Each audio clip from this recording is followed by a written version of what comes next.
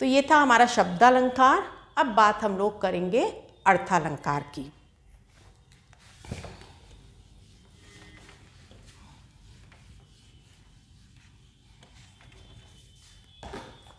शब्दालंकार में शब्दों के प्रयोग के माध्यम से सुंदरता बढ़ी काव्य की, और अर्थालंकार में अर्थ की महत्ता होती है। यानी यहाँ पर शब्द इम्पॉर्टेंट नहीं होते हैं, अर्थ इम्पॉर्टेंट होता है। तो यहाँ पर शब्दों के अर्थ के माध्यम से काव्य की सुंदरता बढ़ती है। अर्थालंकार 3 प्रकार के होते हैं: उपमा अलंकार, रूपक अलंकार और उत्प्रेक्षा।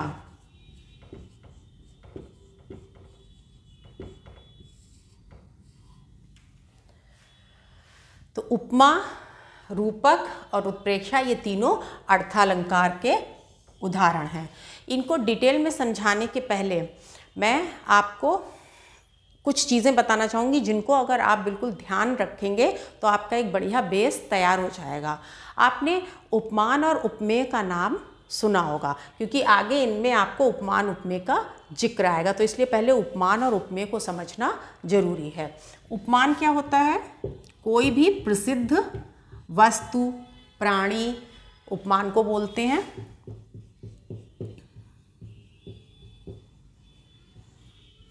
और उपमेय कोई भी साधारण वस्तु या प्राणी।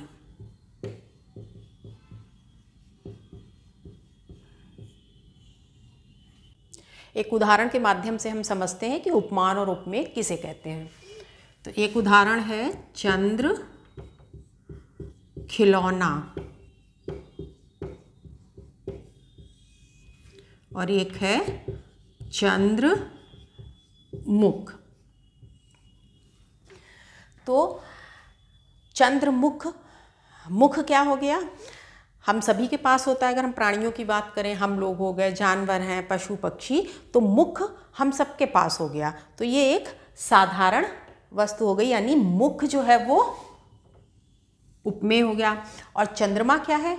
बहुत प्रसिद्ध है, वो पूरे संसार में एक ही है, तो ये हो गया उपमान। इसी प्रकार से चंद्र खिलौना, यहाँ पर चंद्रमा को ही खिलौना कहा गया है।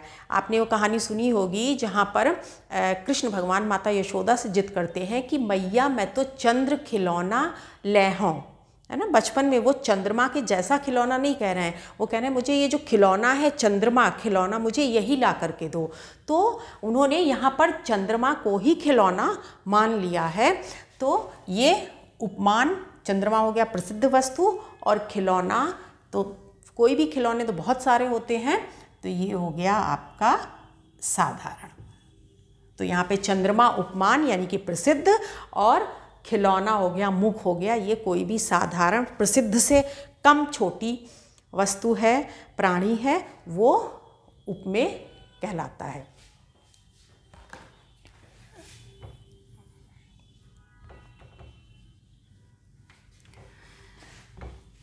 तो इन अलंकारों में उपमान और उपमेय का बार बार जिक्र होगा, तो आप लोग समझ जाइएगा कि उपमान मीन्स कोई प्रसिद्ध वस्तु और उपमेय साधारण वस्तु। अब बात करते हैं हम लोग उपमा, रूपक और उत्प्रेक्षा। ये तीनों अलंकार लगभग एक जैसे हैं, बस इनको बहुत कम डिफरेंस होता है इसमें, तो ध्यान से बस समझने की ज़रूरत होती है। उसको ध्यान से आप सुनिएगा, आपको बिल्कुल आसानी से तैयार हो जाएगा। बात करते हैं हम उपमा अलंकार की। उपमा अलंकार, जहाँ पर अभी हमने जिक्र किया कि उपमान और उपमेय, तो जहाँ पर उपमान की उपमेय से तुलना की जाती है, इसमें बहुत आसानी से पहचान में आ जाता है। आप इन पंक्तियों में देखेंगे कुछ शब्द होते हैं, ठीक, जैसे सा, सी, सम, सदृश, सरिस। तो ये तुलनात्मक, तुलना दर्शाने वाले शब्द हैं, सा, सी, सम, सदृश, सरिस। तो जिन काव्य पंक्तियों में आप इस तरीके के शब्दों को पाएंगे, समझ जाइएगा कि वहाँ पर उपमा अलंकार है। यहाँ पर उपमान की उपमेय से तुलना की जाती है। और रूपक अलंकार में क्या होता है, साथ ही साथ समझते चलते हैं। रूपक अलंकार में तुलना नहीं की जाती है, ठीक है, उसको सिमिलैरिटी, एकदम बहुत ज़्यादा सिमिलर बता दिया जाता है। जैसे चंद्र खिलौना है तो इसमें चंद्रमा को ही खिलौना मान लिया गया है। मैया मैं तो चंद्र खिलौना लहूं, तो यहाँ पर चंद्रमा को ही खिलौना मतलब प्रसिद्ध वस्तु और जो साधारण वस्तु है उसमें एकदम सिमिलैरिटी है, एक समान मान लिया गया है उनको, कोई उसमें तुलना नहीं की गई है। यहाँ पर ये नहीं कहा गया कि चंद्रमा जैसा खिलौना। अगर होता चंद्र जैसा खिलौना, चंद्रमा जैसा खिलौना, तो वहाँ पर हो जाता उपमा अलंकार। लेकिन यहाँ पर एक समान माना गया है, इतनी ज़्यादा सिमिलैरिटी है, तो वहाँ पर रूपक अलंकार होता है। मतलब कोई भी जो प्रसिद्ध वस्तु है उसको साधारण वस्तु के समान ही माना जाता है, कोई कंपैरिजन ही नहीं होता है, सिमिलर बता दिया जाता है, वहाँ पर होता है रूपक अलंकार। और जहाँ पर तुलना की जाती है वहाँ पर होता है उपमा अलंकार। और उसकी पहचान ये है कि उसमें सा, सी, सम, सदृश, सरिस ऐसे शब्द आते हैं। जैसे एक उदाहरण है, पीपर पात सरिस मन डोला। पीपर पात सरिस मन डोला, ये उपमा अलंकार का एक उदाहरण है। तो यहाँ पर सरिस शब्द दिया गया है जिसका अर्थ है के जैसा। तो पीपल के पत्ते जैसे, जिस प्रकार तेज हवा चलने पर पीपल के पत्ते हिलने लगते हैं, ठीक वैसे ही किसी अनिष्ट की आशंका से राजा दशरथ का मन भी कांप रहा था, पीपल के पत्तों के जैसे। तो यहाँ पे सरिस शब्द दिया गया है, अतः यहाँ पर उपमा अलंकार है। एक और कुछ हम उदाहरण देखते हैं उपमा अलंकार के। ये देखिए अरविंद से शिशुवृंद, अरविंद होता है फूल को बोलते हैं। ये देखिए अरविंद से शिशुवृंद कैसे सो रहे। यहाँ पर दिया गया है शिशुवृंद। शिशुवृंद यानी मतलब 6-7 बच्चे सो रहे हैं, छोटे छोटे सुंदर सुंदर 5-6 महीने के बच्चे। शिशुवृंद, वृंद मतलब समूह, शिशुओं का समूह। 5-6 महीने के बच्चे सो रहे हैं एक साथ से, तो वो कितने मासूम लग रहे हैं। कैसे लग रहे हैं? अरविंद से, है ना। कोई किसी से कह रहा है यहाँ पर, ये देखिए अरविंद से शिशुवृंद, यानी फूल के जैसे ये छोटे बच्चे सोते हुए लग रहे हैं। तो यहाँ पर से शब्द दिया गया है और शिशुवृंद मतलब सोते हुए बच्चे इतने मासूम लगते हैं, इतने मासूम लग रहे हैं कि एकदम फूलों के जैसे मासूम लग रहे हैं। तो यहाँ पर तुलना की जा रही है, अतः यहाँ पर उपमा अलंकार है। एक और है उदाहरण, हाय फूल सी कोमल बच्ची।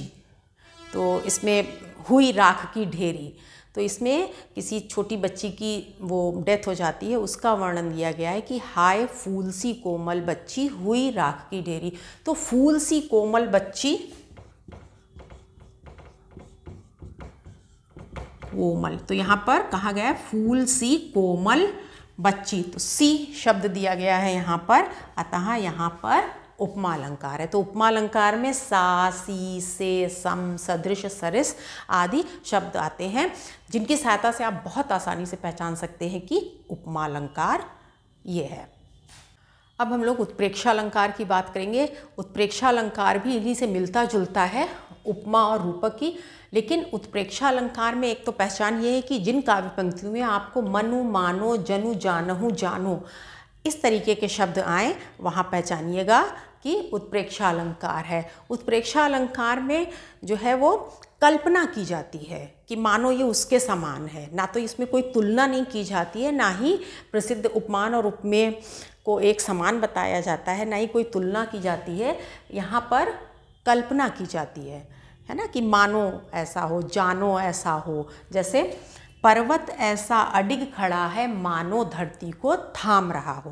तो यहाँ पर मानो शब्द मतलब पर्वत इतना अडिग खड़ा हुआ है, मजबूती से खड़ा हुआ है, मानो वो धरती को थाम रहा हो। तो यहाँ पर कल्पना की गई है। ज़्यादातर कवि लोग अपनी कविताओं में कल्पना उनका मुख्य आधार होती है। कविता कल्पनाओं से ही कविता की रचना होती है।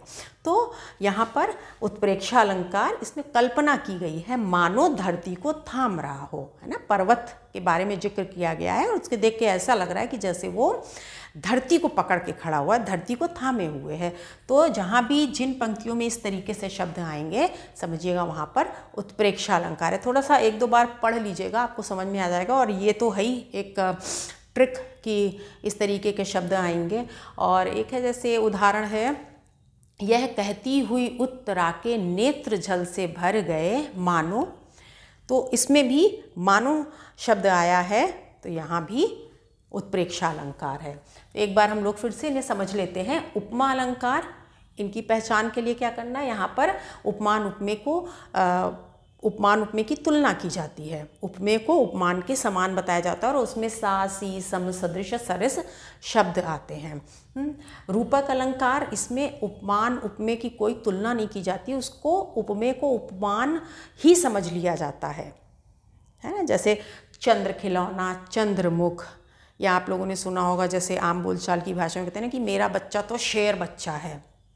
तो अगर है कि शेर बच्चा यानी शेर ही है मेरा बच्चा, तो यहाँ पर हो गया रूपक अलंकार। और कहा कि मेरा बच्चा शेर जैसा बहादुर है, तो शेर जैसा बहादुर, यहाँ पे जैसा है, सा शब्द है, जैसा है, वो हो गया उपमा अलंकार। और उत्प्रेक्षा में कल्पना की जाती है, जिसमें मनु मानो जनु जानहु जैसे शब्द आते हैं। अब 6 अलंकार हम लोगों ने पढ़ लिए। 7वां हमारा है अतिशयोक्ति अलंकार। ये 2 शब्दों से मिलकर बना है, अतिशय और उक्ति। अतिशय का अर्थ होता है बहुत बढ़ा चढ़ाकर, और उक्ति बात को कहना। तो ये अतिशयोक्ति अलंकार में किसी मतलब कविता में आप पाओगे कि बहुत बढ़ा चढ़ाकर एक्सट्रीम वर्णन किया गया है। पुराने समय में क्या होता था, आदिकाल की बात करें तो जो वहाँ पे चारण और भाट कवि होते थे, तो वो जिसके अधीन थे अपने राजा और महाराजाओं के, उनकी खूब उनकी बड़ाइयाँ करते थे, खूब उनकी बड़ाई करते थे, और तो वो लोग अतिशयोक्ति अलंकार का प्रयोग करते थे। एक उदाहरण हम लोग इसमें लेते हैं महाराणा प्रताप का। तो एक बार महाराणा प्रताप को नदी क्रॉस करनी थी और वो अपने घोड़े चेतक पर सवार होकर जा रहे थे।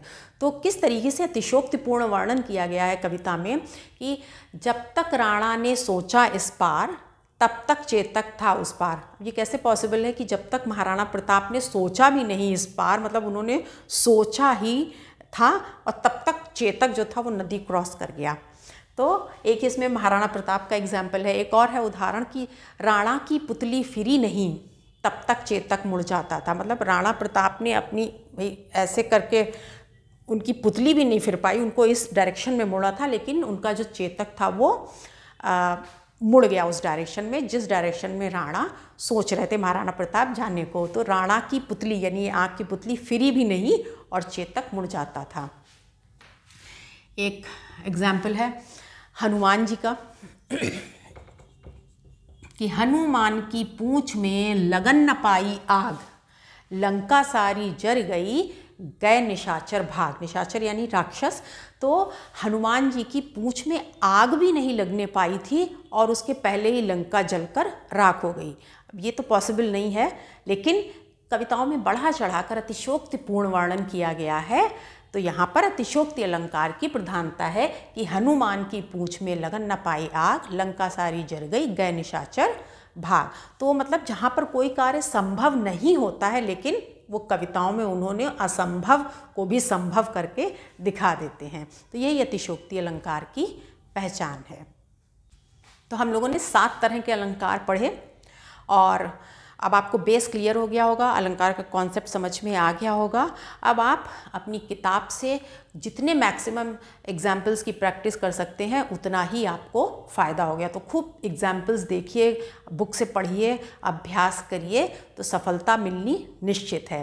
एक बार हम अलंकार को रिवाइज कर लेते हैं फिर से कि आज हमने क्लास में क्या क्या पढ़ा। तो अलंकार का अर्थ होता है आभूषण या गहना।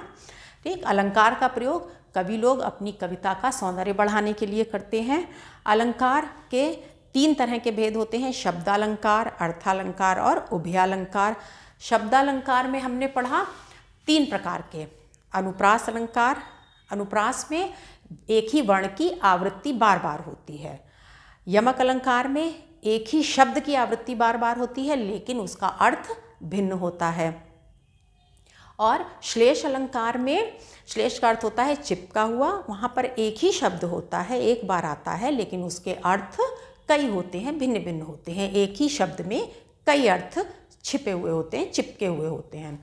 दूसरा था हमारा अर्थालंकार। अर्थालंकार के 4 भेद थे। अर्थालंकार में पहला हमने पढ़ा उपमा अलंकार।